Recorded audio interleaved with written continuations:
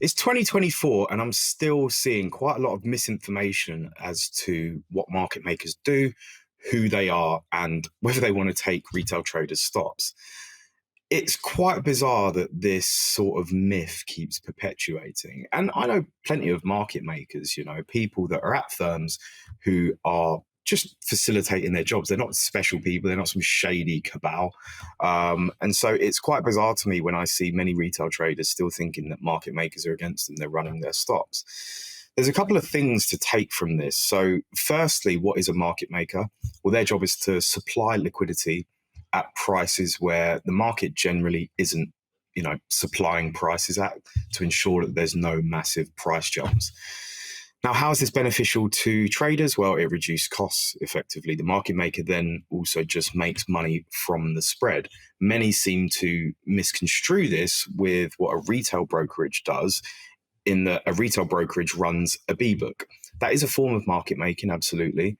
However, it is a form of market making with a specific business goal in mind, which is that most retail traders, no matter what they do, whether you trade on an ECN, STP, doesn't matter, they will lose money.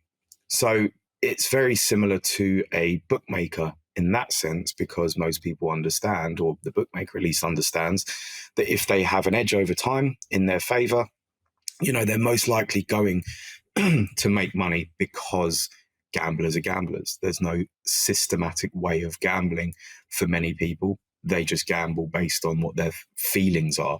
Very similar to trading. Many retail traders are just out there pressing bid and offer based on their feelings, rather than any kind of systemization of risk, any kind of systemization of entering, managing trades, etc., etc.